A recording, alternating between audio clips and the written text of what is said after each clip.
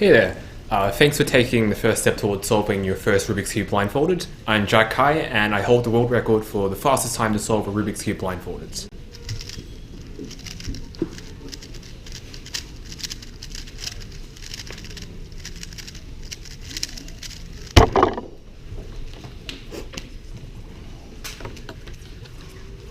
Solving a Rubik's Cube blindfolded definitely isn't as hard as what people think. You don't have to memorize every single turn and all of the, I don't know how many colors that go along with it. Fascinatingly, we are not, I don't know, bats with echolocation that can determine by sound where all the pieces are meant to go. In total, we have to memorize about 20 bits of information, because there are about, well, there is, if I can get this piece out, or one piece out. There we go. Because if you solve the Rubik's Cube with your eyes open, you'd probably know that there are 12 edges and 8 corner pieces on the cube. So yeah, around 20 bits of information. So it's about 2 mobile phone numbers worth of information. But if you're like me and can't even remember 2 mobile phone numbers, then it's all good, because we're going to make things even easier and more memorable. So yeah. So in order to show you the concepts, the main concepts behind blindfolded Rubik's Cube solving, I'm going to let you solve this very difficult puzzle. So yep, the objective, as you might imagine, is to put all the letters in their respective places, but there's 2 rules you must follow. One is that you can only swap 2 letters at a time, and 2 is that you must always swap with the letter in the A slot, which we'll just call the buffer location. So yep, have a go at it, pause the video, and come back when you're done. So yeah, the way we can solve this monstrosity of a problem is we look at buffer position and we see C's here, and we swap it with D because that's where C is meant to go. Then we see that D is in the buffer position, and we can move D to where D is meant to go. And then we see B is in the buffer position, so we can swap B with E. Yeah, I bet you can guess what I'm going to do next. Move E to where it belongs. And yep, we've now solved all the letters. And notice how A just kind of solved itself. We didn't even have to think about it, because all the other letters were in place already. So yep, here's another problem. Try to solve it on your own and get back to it. Get back to the video once you've figured out how to solve this. So yep, we're going to do pretty much the exact same thing as before. But since, as you know, we look at the buffer location, we see D goes to where C goes. We already know, this letter always goes to the buffer location. So what we can do is, we can just think D goes to here, and C goes to here, then B goes to here. And that's the buffer piece, and E is already solved, so we can just remember D, C, B. So let's just execute that, I suppose. So D, C, B. And yep, all the letters are solved in their places. So yep, now we'll just move on to stuff related to the actual cube. So it's recommended that you stick with a certain color orientation all the time, just so you can get used to where things are meant to go. Mine's blue top, red front, because when I was learning how to solve a Rubik's Cube blindfolded off a YouTube tutorial, the guy used this orientation. And yeah, it doesn't really matter. It can be white top, green front, which a bunch of people use. But just keep the same one all the time, so you can familiarize yourself with where things are meant to go. So to make things also easier, instead of just having this be a mash of colors, we're going to assign letters to all the stickers. So A, B, C, D, E, F, G, H, I, J, K, L, M, N, O, P, and on the back side, Q, R, S, T, and down here, U, V, W, X. So in the case of the corners of the cube, buffer will be at where A is, and what we'll call the swap sticker will be at where P is. And in order to swap these 2 pieces with each other, we are going to need to use this algorithm.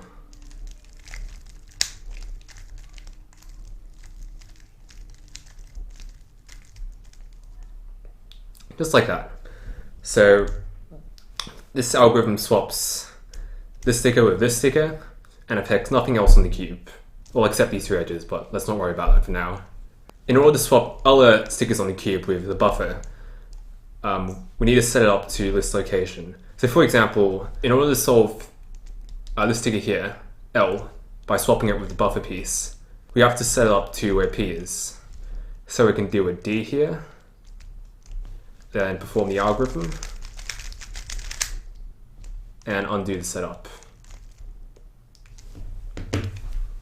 So yeah, we're just going to go through a very basic example solve. So just follow the scramble on the screen. Starting off, we look at the buffer position, and we see that is M goes to here. And here we see this sticker of this piece, and that is I, and I need to go to the I position, which is here. And here we see the V sticker of this piece, and we move it down to here. And notice that this is the buffer piece, and looks like everything else is solved. So let's solve it now. So starting off with M, we can just do a one move setup like this to the buffer position, perform the algorithm, undo the setup. Next is I. So also another important thing to note is that when setting up to the buffer, when setting up to the swap sticker, you're not allowed to affect anything here or kind of screw up the cube. So you make sure you set up the sticker to the swap sticker without affecting any of these three pieces. So here we can do that, undo, that's solved, and V. I've noticed that we have to set it up to this specific sticker here. If we were to do the corner alg, which I'll call it from now on straight away, you'll notice that it's kind of, the piece is in the right spot, but it's kind of flipped the wrong way. So we still need to set it up to this specific sticker here, which we can do by this. And then undo. And that solves the case.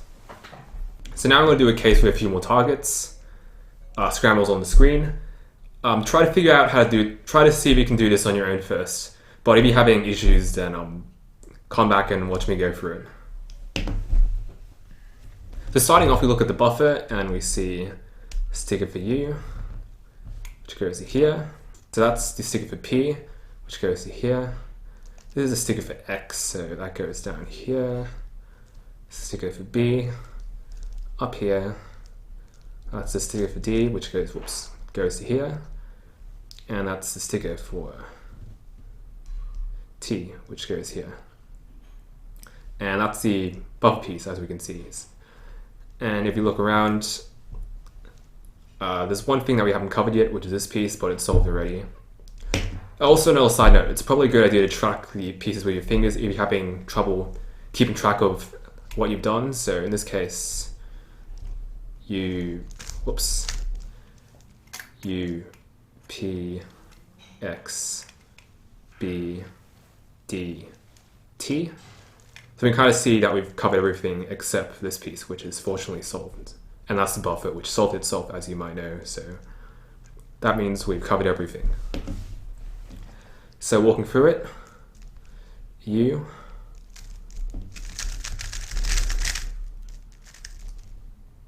P is already there, so let's do it straight away.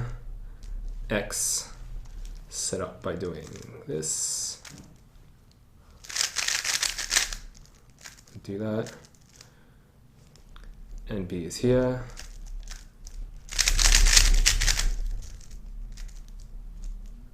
That's D.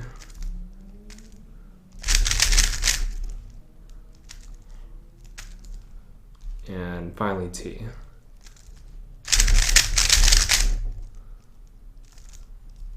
And that solves that case. You might have noticed by now that figuring out where all the letters are can be a bit time consuming.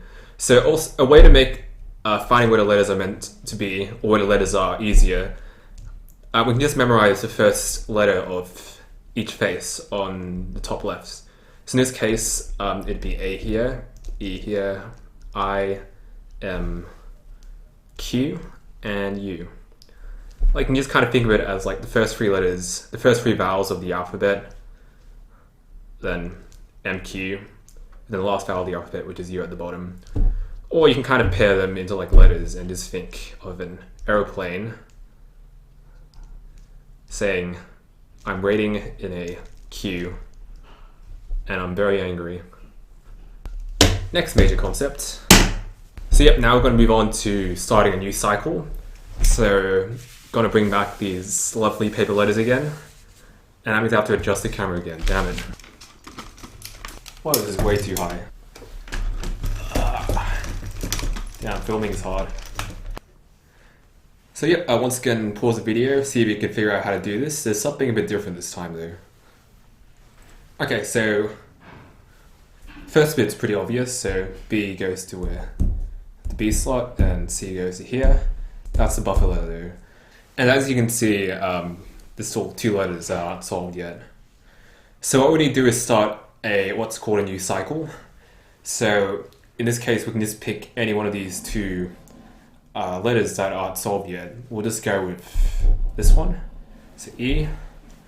So E needs to go to where D is, and D just goes to where D belongs, which is here. So in actual execution, it looked like this. So B swaps here, C swaps here, and yep, the buffer is solved, but we still have unsolved letters back here. Well, random bit of hair. So yep, we decided to just start a new cycle in E. So I want to swap this with this. And E. And D.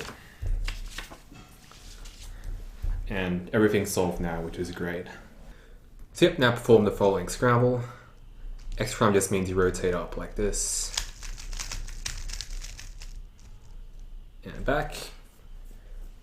So once again, pause the video and see if you can try to figure out how to solve this on your own. But if you're having issues, then come back, or come back anyway, so I can explain what goes through my own head. So yep, going through this, here in our buffer, we can see that's stick of a D, which goes here. And yep, we've already hit the buffer position. While everything on the bottom face is solved clearly, these two aren't. So we need to begin a new cycle. Just like with the paper letter example, it didn't matter if we broke into D or E. Likewise, it doesn't even, we can break into any of these 6 stickers, it doesn't even matter. I'm just gonna go to B though. So B, which goes to, and sorry, B, and this is the sticker for C, which goes here, and this is the sticker for B, which goes back to here, which completes that new cycle. So yeah, like I said before, even if we went to, like, for example, J, this sticker is the sticker for N, which goes here. That's a sticker for N, which goes back to J. And yeah, it still works. But I'm just gonna go to B, so yeah. So D.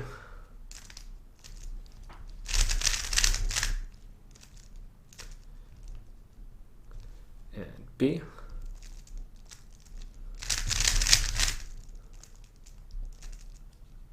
And now C,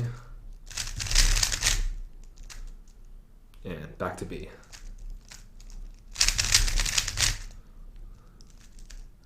That solves that case. So yep, no example solve. Try to pause the video and see if you can figure out how to do it on your own first.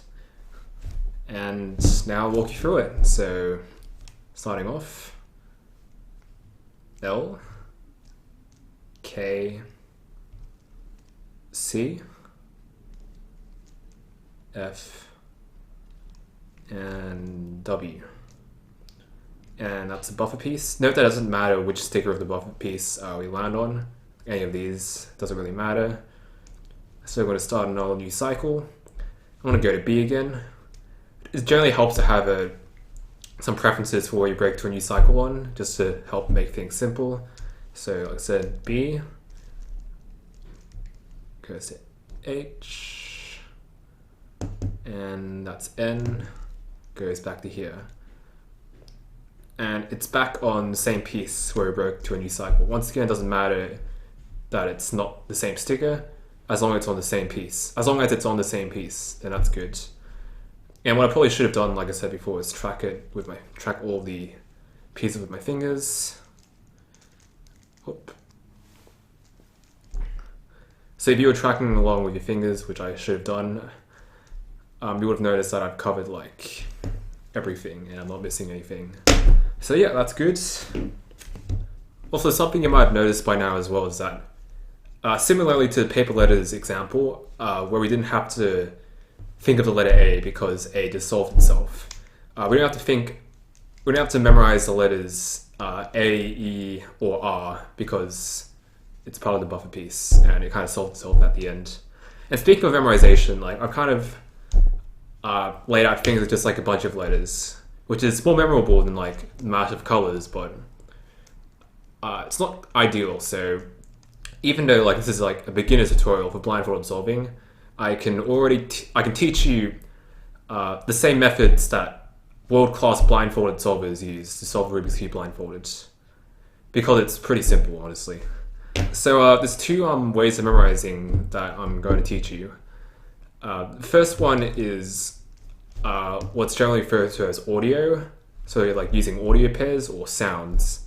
So for instance, in this case, we have LK. So generally, you can just stick a random vowel in the middle. So like lick, and we have CF. So maybe cough. Can sometimes help to use actual words, kind of, or audio pairs that sound like actual words, but it's not that important. And WB, so maybe wub, and HN. So hen, perhaps. So that's using audio pairs to memorize the cube. And the other method is you're using images. Images take a bit longer to come up with, but stick in your mind a lot better.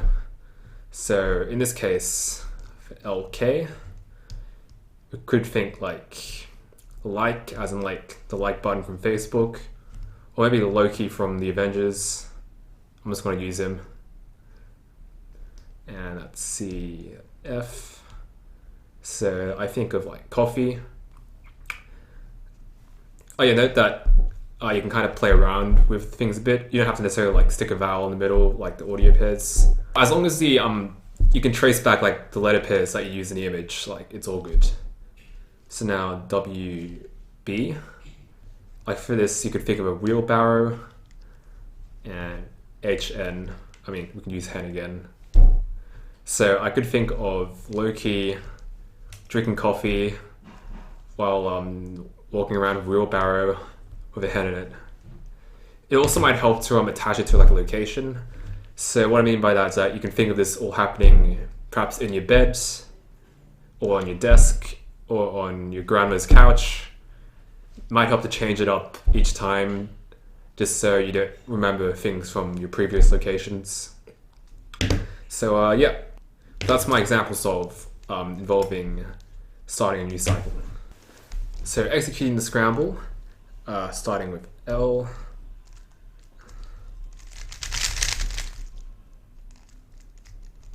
and now K,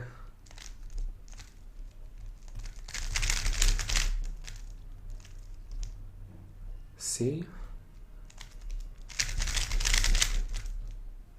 F,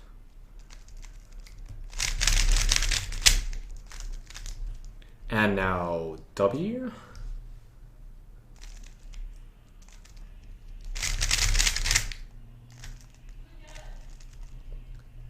and buffers solved as we encountered during memo. B,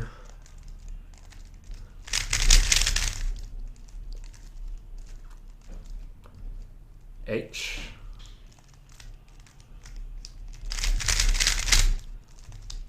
and finally n.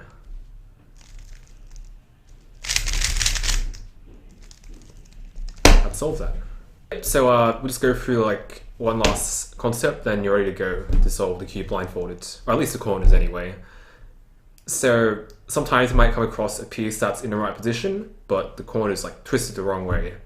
So in order to solve that, first of all, do it at the end after you've solved everything else and looked around only to find that there's a twisted corner somewhere. And secondly, in order to solve it, you need to start like a new cycle pretty much on any of the stickers, like when starting a new cycle. So for example, N and where it belongs to. So this is a blue sticker, so it goes to here obviously. That's B. So you can just remember NB and make an audio pair or image out of that. Yeah, it doesn't matter which one you use once again. But personally, I tend to stick to the U or D face stickers and where that goes to. So in my case, the blue or green stickers and wherever it goes to. So in this case, solving it, N, do, and B. Cool. Okay, so we're now going to go through 2 full example solves. As always, pause the video first and see if you can try to do it on your own. And then I will go through it myself.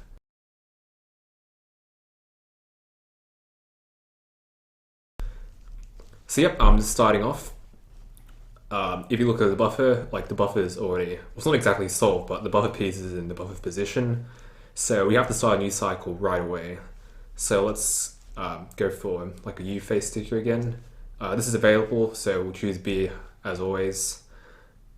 Well, not as always, but in this case we can do it. B, S, O, M, K, I, and that goes back to B.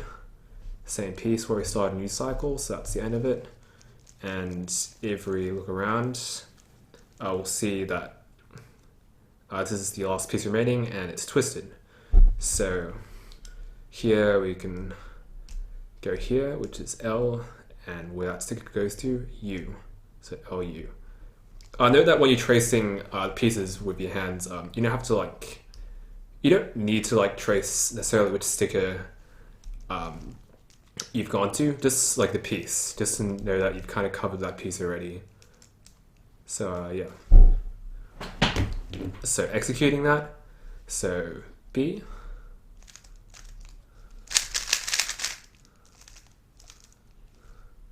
S,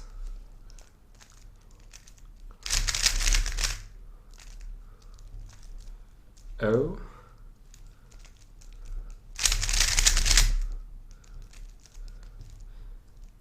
M,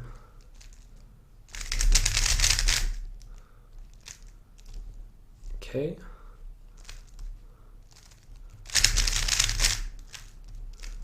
and then I need to try to keep my voice at a similar volume throughout, as in too soft.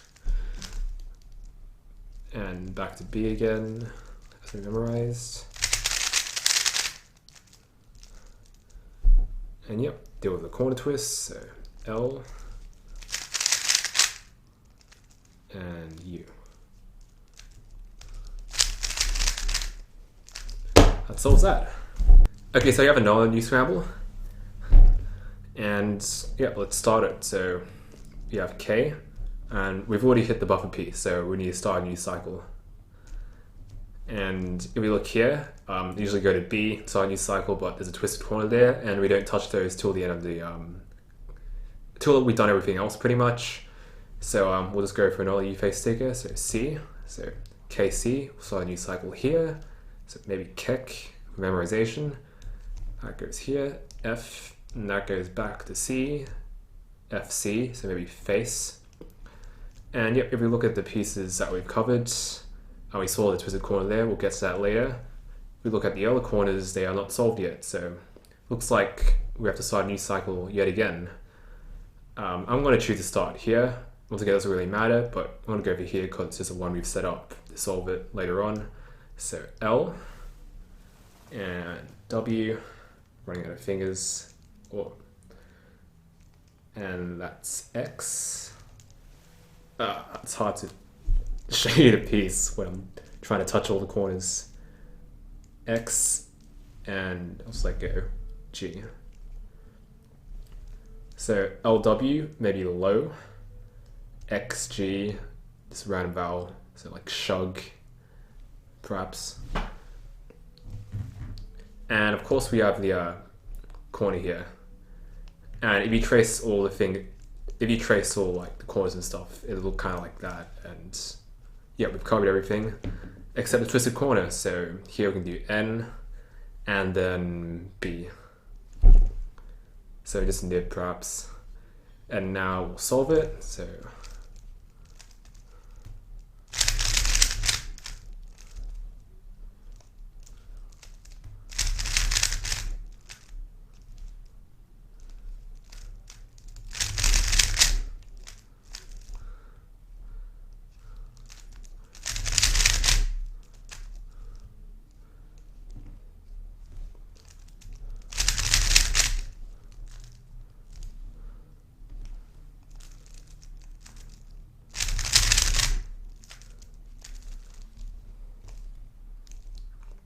yep.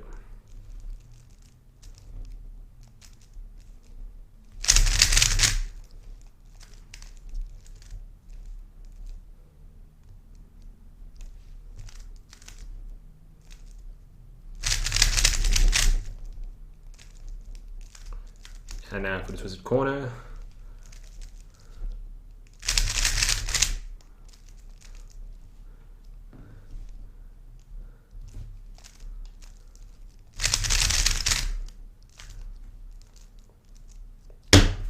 Hopefully things are clear. And also, if you understood everything in this tutorial, you should also be able to solve a 2x2 as well. So if you have a 2x2 on you, feel free to give that a shot. The main differences between solving a 2x2 and a 3x3, the corners anyway, is that 3x3 has centers, 2x2 does not have centers. Feel free to give that a shot though. So yep, I'll be making a part 2. So once you get a hang of things, be sure to check that out, and see ya.